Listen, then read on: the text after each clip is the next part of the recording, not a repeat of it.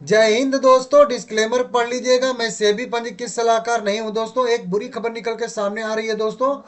कल जब ही प्रमोटर ने शेयर सेल करना बंद किया, एक अच्छी सी तेजी 10% की देखने के लिए मिली है कह लीजिए। लेकिन अब अगले ट्रेडिंग सेशन मतलब सोमवार को फिर से गिरावट हो सकती है, ऐसी संभावना है, क्योंकि ऐसी रिपोर्ट निकल के सामने आ रही है जो मैं आप लोगों को अभी बताऊंगा। लगातार 3 दिन तक प्रमोटर ने शेयर सेल किया। 16, 17 और 18 भाविश अग्रवाल ने सेल किए थे शेयर। 2 करोड़ 60 लाख, 4 करोड़ 19 लाख और 2 crore 83 lakh equity share sale किए थे। टोटल 334 करोड़ रुपए के आसपास के लगभग लगभग शेयर यहाँ पे सेल किए थे भाविश अग्रवाल ने। 260 करोड़ का तो लोन चुकाने के लिए और कुछ शेयर जो है गिरवी छुड़ाने के लिए भी शेयर को सेल किया था भाविश अग्रवाल ने, जो कि मैं आप लोगों को 2-3 दिन से लगातार अपडेट दे रहा हूं।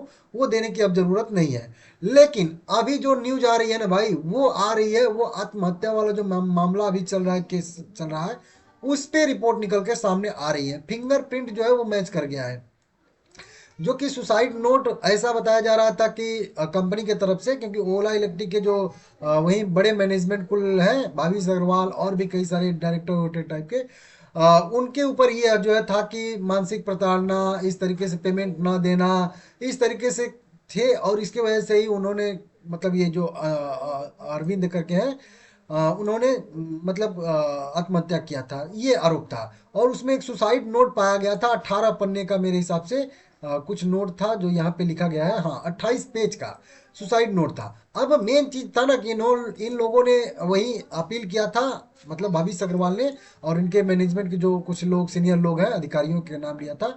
तो उसमें इन लोगों ने अपील किया था कर्नाटक हाई कोर्ट में कि ये जो नोट लिखी गई है ये फर्जी नोट है, या इनके परिवार ने लिखा है, बाद में लिखा है मरने के बाद, कंपनी के भाविश अग्रवाल और उनके सीनियर अधिकारियों से पैसा ऐंठने के लिए, ऐसी मतलब इनका है कि कुल मिला के मतलब जो वो नोट थी वो वैध नोट नहीं है।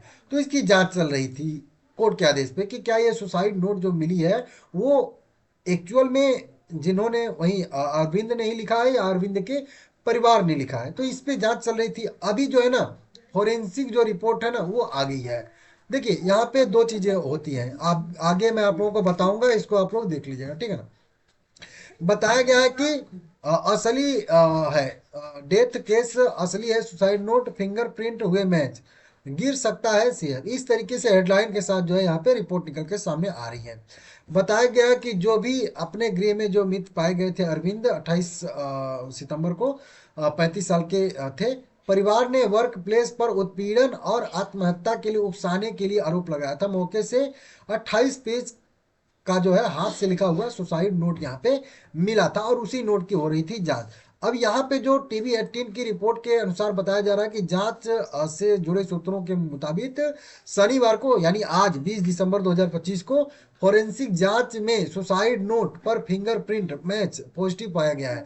इसका मतलब है कि फिंगरप्रिंट के अरविंद के हैं, फिंगरप्रिंट के अरविंद के हैं, ठीक है ना। यह नतीजा ओला इलेक्ट्रिक और फाउंडर भाविश अग्रवाल के लिए मुश्किलें बढ़ा सकता है। सोमवार को कंपनी के शेयर में बड़ी गिरावट की संभावना यहाँ पे हो सकती है। हालांकि ये जो मैटर है मार्केट में है, अवेलेबल है, पहले से ये चीज है, लेकिन ये जो आगे का डेवलपमेंट हुआ है ये थोड़ा सा निगेटिव डेवलपमेंट हुआ है। लेकिन इसमें भी अभी एक क्वेश्चन मार्क है, मतलब ये भी अभी यहाँ से भी कोई हो सकता है कि कोई दिक्कत ना हो।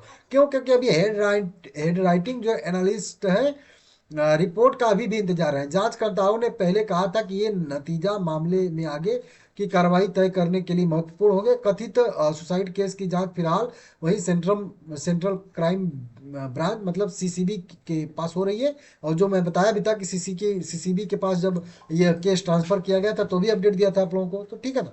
एफआईआर दर्ज होने के बाद सीसीबी ने जांच अपने हाथ में ले लिया है और उसके बाद जो है यहाँ पे इस पे ये रिपोर्ट निकल के सामने आ रही है। तो इसमें देखिए आगे की अगर कार्रवाई की बात करेंगे तो आगे अब ये सुनवाई होती रहेगी, आगे देखेंगे क्या होता है क्या नहीं होता है। मैटर टोटल वही वाला था कि वो 28 दिसंबर को सुसाइड किए थे। उनके बाद 2-3 दिन के बाद उनके मतलब डेट के आत्महत्या के 17.5 लाख उनके अकाउंट में आए थे। तो वहां से संदिग्ध थोड़ा सा परिवारों को लगा था, तो उसके बाद उन्होंने वही एफआईआर दर्ज कराई है, ठीक है ना। तो इस तरीके से यहाँ पे है। अब इसमें होगा क्या, मेरा जो व्यू है वो मैं बताता हूँ। देखिए जांच फिंगरप्रिंट का मिलना बहुत बड़ी बात नहीं है, क्योंकि अगर कोई भी मैं भी मान लेते हैं 28 पेज का फर्जी नोट लिखता हूँ, तो उनका वो तो अभी है ही घर में ना, तो उनका फिंगरप्रिंट वहां पे मैं टच करा दूंगा ऐसे ऐसे, तो फिंगरप्रिंट तो उनका रहेगा ही रहेगा। मेन चीज है हेड राइटिंग।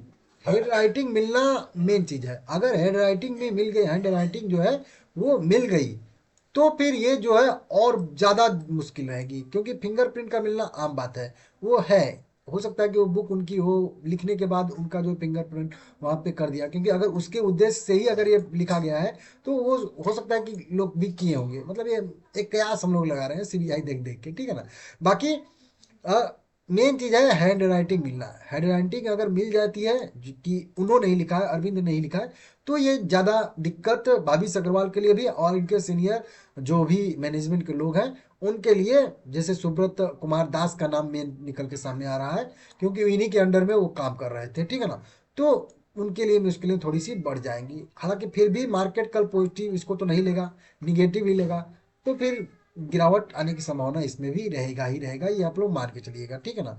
9 साढ़े 9 crore equity share, 2.2 equity share इन्होंने 324 करोड़ रुपए के अभी हाल फिलहाल में बेचे थे। तो वो निगेटिव था, उसके बाद फिर बेचना बंद किए, तेजी आया, फिर से अभी एक जो है निगेटिव न्यूज आपके दरवाजे पे इंतजार करा। अब देखना होगा कल क्या होता है। व्यू वही रहेगा 31 रुपए की, जब तक ऊपर रहे तब तक जी में जी रहेगा, जान में जान रहेगा, कह लीजिए एक तरीके से। इसके नीचे अगर ब्रेक करता है तो फिर दिक्कत बनेगी।